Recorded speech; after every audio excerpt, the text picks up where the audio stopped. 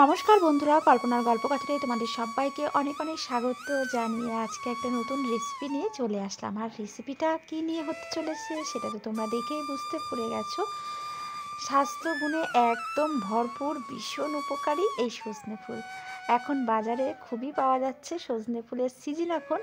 তো 100 গ্রামের দাম 20 টাকা মতন নেয়। তো এখানে ফুল নিয়েছি, আর সজনে ফুলটা রান্না করার জন্য এখানে একটু কড়াইশুঁটি নিয়েছি, আলু নিয়েছি, ফুলকপি, একটু বেগুন, একটু শিম আর একটু পেঁয়াজ কুচিয়ে নিয়েছি।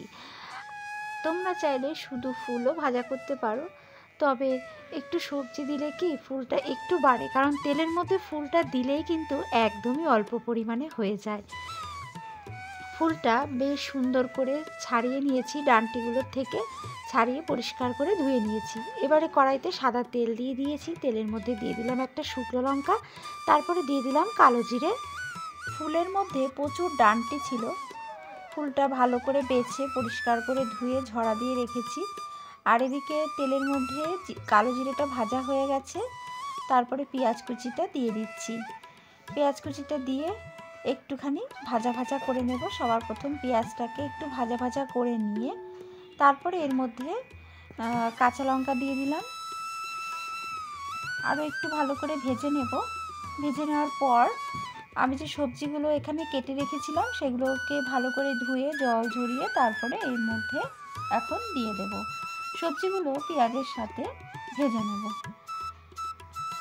তোমরা চাইলে তোমাদের পছন্দ মতন সবজি দিতেও পারো, আবার না চাইলে শুধু ফুলও ভাজা করতে পারো। শুধু ফুল ভাজা করলে একদমই অল্প পরিমাণ হয়ে যাবে। একটু সবজি দিলে একটু পরিমাণটা একটু বাড়ে, এই কারণেই একটু সবজি দেওয়া। সবজি চাইলে দিতে পারো, না চাইলে নাও দিতে পারো। এবারে আমি এর মধ্যে দিয়ে দিলাম লবণ, পরিমাণ মতন লবণ দিয়ে দিলাম। দিয়ে সবজিটা ভালো করে ভেজে নেব। সবার প্রথম পেঁয়াজের সাথে সুন্দর করে সবজিটা ভেজে নেব।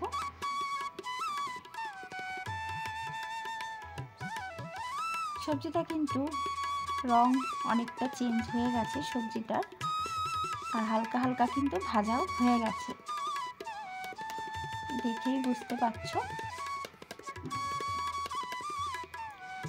সজনের ফুল বলো, সজনে ফুলের পাতা কিংবা সজনে ফুলের ডাঁটা, সজনের মানে পুরোটাই ভীষণ উপকারী, ভীষণ।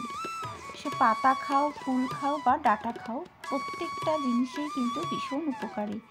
আর এখন তো সিজন চলছে, বাজারে অ্যাভেলেবেল পাওয়াও যাচ্ছে। তো এবারে আমি সবজিগুলোর মধ্যে দিয়ে দিলাম সজনের ফুল।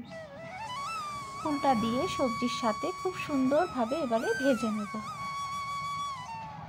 এই রান্নাটাতে খুব বেশি মশলার প্রয়োজন হয় না, একদম অল্প তেল মশলা দিয়েই কিন্তু এই রান্নাটা খেতে খুবই ভালো লাগে। সবজির সাথে ফুলটা এবারে ভালো মতন করে ভেজে নেব, আর রান্নাটা কিন্তু খুব চটজলদি হয়ে যায়।